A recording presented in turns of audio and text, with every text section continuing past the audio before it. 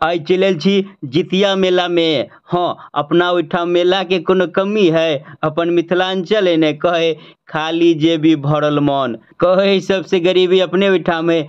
आ सबसे बेसी मेला ठेला अपने ओहिठाम होइ छै। पहले ही से झूला, जन्माष्टमी, गणेश पूजा, इंद्र पूजा, विश्वकर्मा पूजा, दुर्गा पूजा, लक्ष्मी पूजा, काली पूजा, एते पूजा तो पहले छलिए। अब जितियो पूजा है, देख लियो। आ जितियो मेला कोनो बात नहीं, मिथिलांचल है ने एनाहिए चले। आओ अपनो सबके देखावा जा रहल छी। पहले जैसे दर्शन करा दै छी। या देखियो जितिमाहन आ जितिया भगवान, एना तो सब शंकर भगवान ई सब एनाहिए बनल है। बीच में जितिया जितमाहन। आब एकरा सबके कतऽ से मिलले? जे एहन मूर्ति होबाक चाही की परमाणु तो हम नहीं कहब, लेकिन हाँ जे जनाए बनल है, सब कोई दर्शन कर रहले श्रद्धालु सब।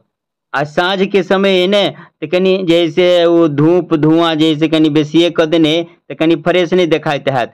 चलू कोनो बात नहीं, सब कोई के हम दर्शन करा देलिए। अगाड़ी प्रसाद लऽ कऽ चलू मेला में और कुछ देखाब। आ एनहर देखियो ई श्रद्धालु सब छथि, भगवान के दर्शन कऽ कऽ आब एनहर जे है भोजपुरी गाना के दर्शन कर रहल छथि जितिया व्रत करे वाली श्रद्धालु सब।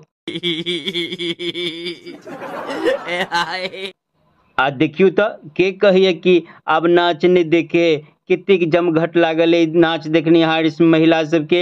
एमे श्रद्धालुओ सब है जे व्रत केने जितिया के, और किछ जैसे नवजुवती सब और सब हेबे। आ धाय के नाच जैसे एनहर जम रहल है, हिला रहल है। दरभंगा जिला से आयल है नाच।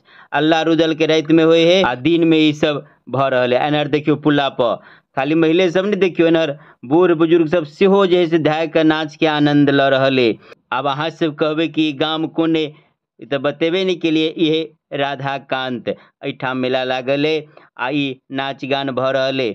आ देखियो धाय कैका से दर्शक से नवयुवक सब लग में से जैसे लुप्त उठा रहले। भोजपुरी गाना पूरा चल रहल है। आज देखियो धाय के केस झाँट रहले जना बहुत लागल हुए।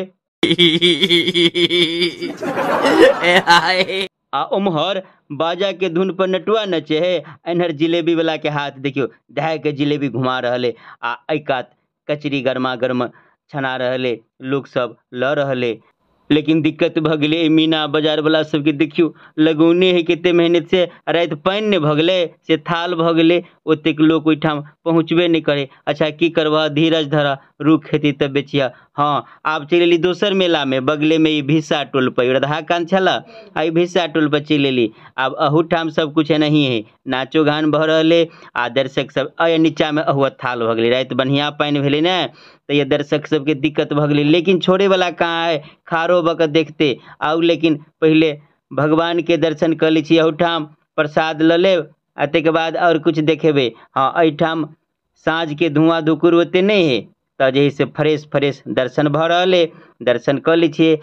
एम्हर नीचा में थाल भ गेले, लेकिन तैयो श्रद्धालु सब कहाँ मांगने वाला है, नाच धाय के मचा रहले। आ ई दुनू आदमी मिल गेल, एगो हमरा सबके तो फोटोए नहीं लेल, हम सब कमिटी छिए। हम कहलिए हाँ ल लेलिए, भेलै ने। हाँ एहि प्रकार से ई मेला दुनू जगह के संक्षिप्त में अपने सबके देखा देली। केहन लागल से कमेंट करके बताएब। जय मिथिला, जय मैथिली।